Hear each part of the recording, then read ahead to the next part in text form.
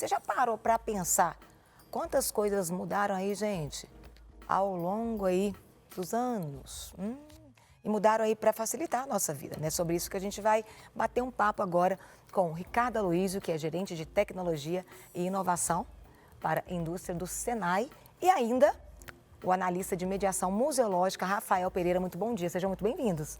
Uma honra ter vocês aqui conosco. Gente, agora eu brinquei com eles nos bastidores, agora traduz o que cada um faz, para o pessoal compreender. Conta pra gente, e eu brinquei com eles, falei assim, vocês têm cara de muito inteligente. Ô, Ricardo, conta pra gente, ali no Senai, você é gerente de tecnologia e inovação. Como tem sido? Você observa essa caminhada, as inovações, às vezes elas estão acontecendo em menores espaços de tempo, as coisas estão inovando de uma maneira mais rápida. Como que você tem observado isso? Isso bom dia para todos. O meu trabalho, primeira pergunta sua, meu trabalho, na verdade, é trabalhar com inovação e levar tecnologia para a indústria. Sim. E a indústria, na verdade, está presente na nossa vida. Sim. Tudo que a gente consome, tudo que a gente compra, dentro da indústria. É uma característica muito importante que você falou. Tudo está acontecendo muito rápido. Sim. Dizem que nós estamos vivendo a quarta revolução industrial, né? A primeira revolução durou 200 anos, a segunda 100, a terceira 50, a quarta com certeza não vai durar aí 20 e poucos anos. Então, as coisas estão se acelerando muito. Sim. E muito em parte por tecnologias digitais, que é o que a gente está vivendo hoje. A quarta revolução industrial é pautada por tecnologias digitais, basicamente. Pode. Eu ia te interromper, pode continuar falando. Sim, não, é basicamente isso. Eu trouxe um exemplozinho. Sim. O colega trouxe outros, mas, por exemplo, isso aqui é um cartãozinho de memória. Olha o tamanho, né? Olha o tamanhozinho. 200 gigas, aí cabe 200 filmes e 200 mil fotos de alta resolução. E é algo que você compra no shopping popular, não é nada de alta tecnologia, está acessível a qualquer um. E por trás de tudo que está funcionando hoje, a gente tem essas tecnologias digitais, Sim. software, processamento. Isso o que tem facilitado hoje a nossa vida, e a gente vai ver ao longo do tempo como é que isso se ocorreu, basicamente hoje é a informatização. Agora eu pergunto também, né, o Ricardo, nesse caso, é muito bom, muita coisa nova, mas mudando tudo muito rápido, você tem que estar muito conectado, porque senão você fica para trás. Sim. Principalmente os nossos filhos. Os nossos filhos hoje a gente brinca que já nascem conectados, né? É uma coisa natural.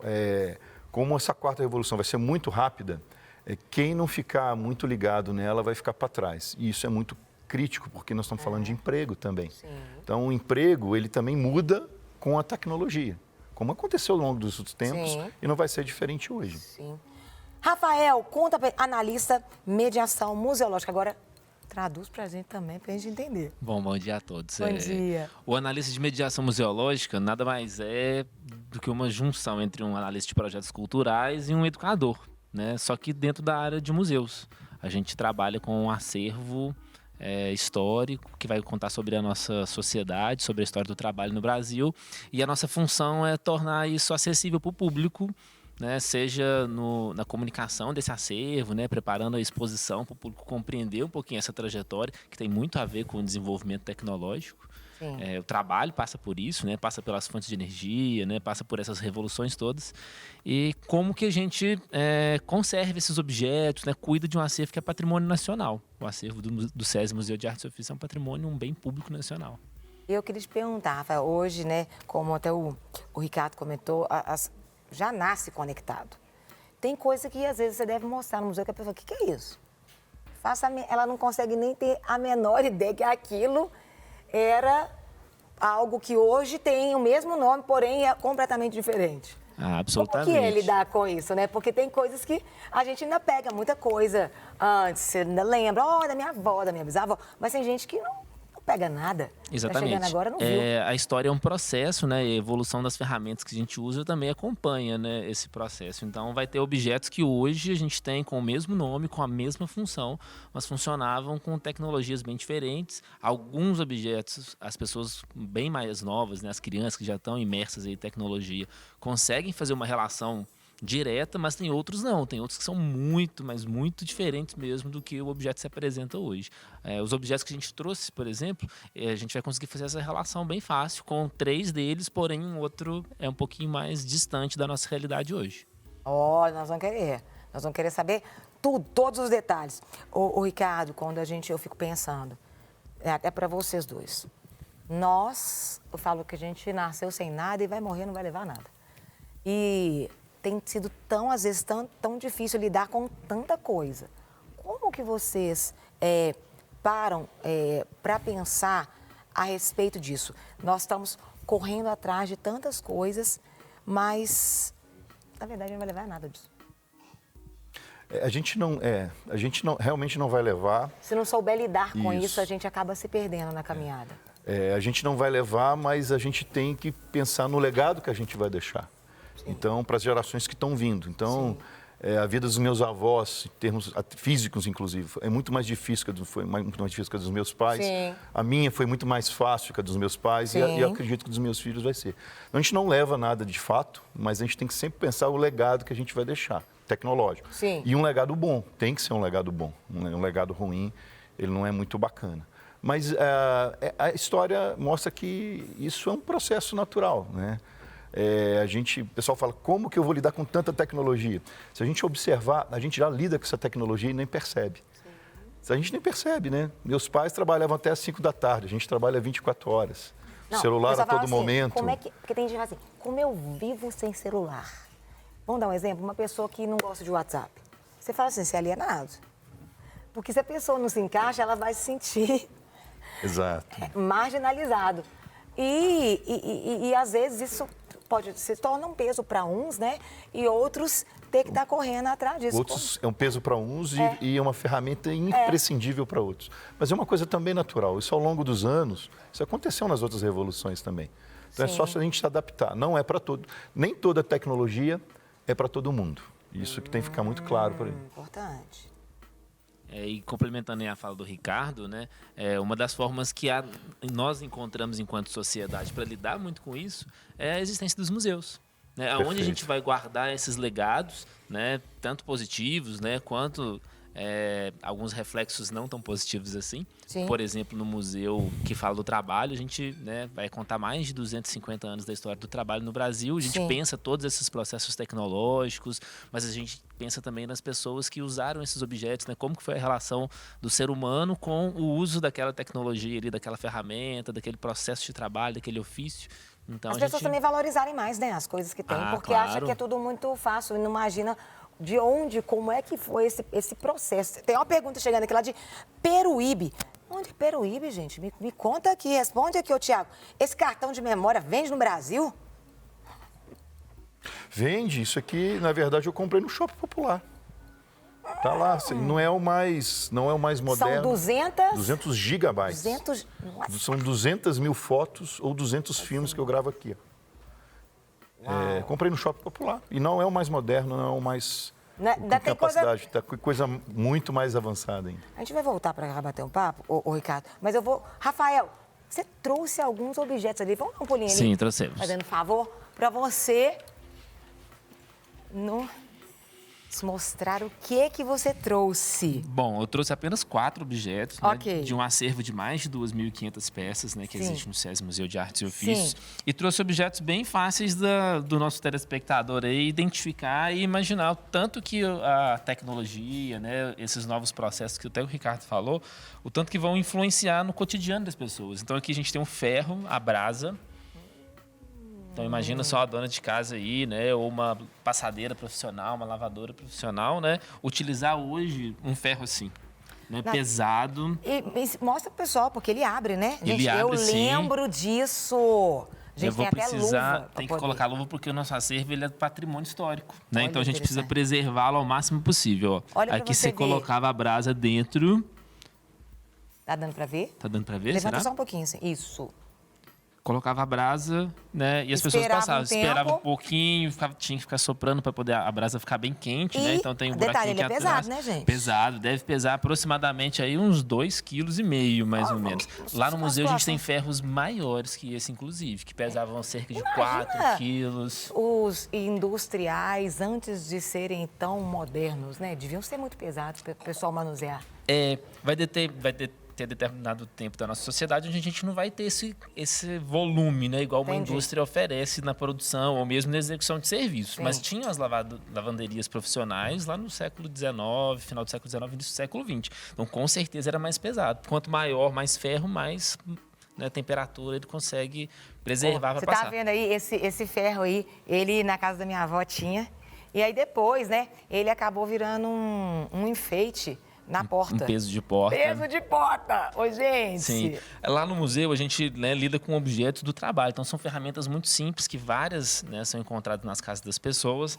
Porém, né, o nosso acervo ele tem um diferencial que muitos são bem mais antigos do que esse, às vezes, que está na casa da sua avó. Esse Entendi. ferro, por exemplo, é do final do século XIX. Uau! Então, ele já é bem mais antigo, 1800 né? Ele tem outras histórias para contar, não sei, a da sua avó, também de outras tantas Entendi. pessoas. Que bacana. Então, a gente tem, por exemplo, uma furadeira manual. Furadeira! Furadeira. Cezinho, olha a furadeira, Claro Serginho. que aqui, né, uma furadeira para furar Manual. madeira. Você não vai conseguir, por exemplo, furar um concreto aqui, né? Porque é a força das mãos. Cortador de cabelo, que às Olha, vezes a gente tem em casa. Serginho, olha ali. Deixa eu cortar os cabelos. Isso aí cortava até o escalpo do cidadão. Levanta pro pessoal ver ele, por favor. Olha como só. que, como Aqui que é. o acionamento Olha que dele vai interessante. ser manual. O acionamento ele era manual. O que... E aí você aperta. Exatamente, aperta como se fosse uma tesoura mesmo. E quem teve a oportunidade de usar ele, né, diz que algumas das experiências não eram tão agradáveis assim. Misericórdia, será que puxava? Será que... Diz que puxava um Puxava, pouquinho. O que, por exemplo, um motor elétrico, tanto na furadeira quanto no cortador de cabelo, Sim. né, vai facilitar muito, né? O corte, a operação, É. até a própria... Você não tem nem esforço, né? Exatamente. É só o manusear Exato. mesmo, a habilidade de só segurar a habilidade ali. de se cortar, né, de produzir os cortes. E aqui o mais curioso, que às vezes as pessoas veem e não conseguem fazer uma associação direta. Peraí, eu não consegui. Peraí, Serginho, você sabe o que é isso aqui? Associação, o que é isso aí? Esse é negócio para papel? Para papel? Não. Isso é uma forma de se produzir queijo. Forma de se produzir. Queijo romântico. É. De coraçãozinho. Havia um gente, costume que aqui em Minas bonitinho. Gerais de se produzir. Então, lá no museu, a gente tem, né, centenas de formas Olha de que queijo. bacana! Né, desde as tradicionais, redondas, até algumas em formato de coração. Né, que vão traduzir, além da produção, né, Sim. nossa do queijo, que é patrimônio imaterial brasileiro, né, traduzir outros aspectos culturais. Então, o trabalho também é cultura. Não, muito legal. Eu sou de São João del Rei e lá, né, tem muito, mas saber que era assim, interessante. Hoje a gente, né, não pode usar mais madeira, né, questão de vigilância sanitária, dentre É. outras coisas. Mas são objetos assim que estão no nosso cotidiano até hoje. É verdade. Né, que passaram por uma transformação. Agora lá no museu são mais de 2.500 objetos, né, para o visitante poder descobrir, Vamos conhecer voltar mais da nossa aqui pra história. gente continuar. Ricardo, você sabia que aquilo era de queijo? Você imaginava que aquilo era queijo? Não imaginei. Eu imaginei que era uma forma de bolo, quando eu olhei a primeira vez. Eu falei assim, não, esse daí tem que estar com esse formato, eu acho que deve para segurar o papel para não voar. Aí eu imagino pra você ver. Agora, eu queria que vocês deixassem as suas considerações finais, né, nessa câmara aqui para as pessoas, né, que estão assistindo. Às vezes, uma pessoa que tem vontade, mas às vezes, será que eu consigo, né, me enquadrar? Será que eu dou conta disso? Porque às vezes as pessoas elas têm medo, mas quando elas vão envolvendo, elas vão vendo que elas dão conta de fazer também. Existem muitos receios também de muitas pessoas se envolverem. Eu acho que quanto mais novo, menos receio, né? Sim. Porque você vai e entra, você vê os menores, vai lá, todo mundo conectado. Aí, às vezes, quando você vai ficando mais velho, você vai ficando um pouco mais medroso. Será que eu dou conta? Será que aquelas questões? Surpreendentemente, as pessoas mais idosas têm lidado bem com as novas tecnologias. Você vê idosos com smartphone, com aplicativos, algo que as crianças já têm quase Normal. intrínseco nelas. Os idosos, eles estão acompanhando a tecnologia. O que as pessoas me perguntam muito é para onde como é que vai ficar o futuro? E aí, vai ter emprego? O robô vai substituir? E como é que fica a inteligência artificial, a impressão 3D? Como é que está esse movimento todo? E eu digo o seguinte, o que fica para o ser humano? Fica ser humano. Isso que é o mais importante. Atividades como criatividade, inovação, talento, isso tecnologia nenhuma vai substituir. Então, assim, lugar por ser humano sempre vai existir, com características um pouco diferentes, mas sempre vai existir. A história nos mostra isso e não vai ser muito diferente. Então, o que nos resta? Ser humano, que é a coisa melhor que a gente consegue fazer é ser humano. Você diria, então, que o saber relacionar vai ter mais valor Sim. ainda. Porque tem muito ser humano que tá igual robô. Isso, o que a gente Não sabe chama... tocar. Perfeito a sua e colocação. tá faltando isso, tá faltando. Todo mundo tá querendo ser robô, mas se você for robô, você vai perder para Sim, ele. perfeito. Agora, o robô não pode ser humano. Na indústria a gente chama isso de software skills, competências socioemocionais. É o que está sendo mais valorizada do que... Porque a tecnologia, ela é fácil de ensinar. Essas questões, o ser humano traz, e traz muitas vezes de casa, né? Verdade, com certeza. Bom, sobre o que o Ricardo falou, né, esse ser humano, né, e assumir esse papel de ser humano no trabalho, ele é muito latente lá no museu, onde, né, o ser humano, né, no trabalho, ele colocava quase sempre todas essas sociohabilidades, posso dizer assim, como é que é o nome que você falou? Socioemocionais. Socioemocionais, porque era um trabalho feito com as mãos, né? Sim, Então isso era traduzido diretamente no trabalho. Então, eu convido todo mundo que não conhece, né, a ir lá no SESI Museu de Artes e Ofícios a conhecer esses mais de 2.500 objetos que vão contar um pouquinho como a gente chegou aqui, né, com o trabalho, onde a gente chegou nessas tecnologias que o Ricardo trouxe pra gente. Muito legal. Nossa, pra gente fechar, eu fiquei pensando o buticão. Pra arrancar o dente. Misericórdia, o dentista. E lá tem o Deve ter. acervo só pro dentista. Misericórdia. Deus é maravilhoso, que melhorou tantas coisas, né, gente? Imagina. Inventou anestesia. Oh, Deus amado, gente, quero agradecer vocês. Voltem mais, foi uma Obrigado. honra tê-los aqui. A honra foi nossa. Né? Não quer ficar um segundo por fora da nossa programação? Agora você pode nos acompanhar através das plataformas digitais. Não perca tempo, acesse, curta e siga-nos. Fique por dentro de tudo o que acontece por aqui. Rede Super, inspirando você.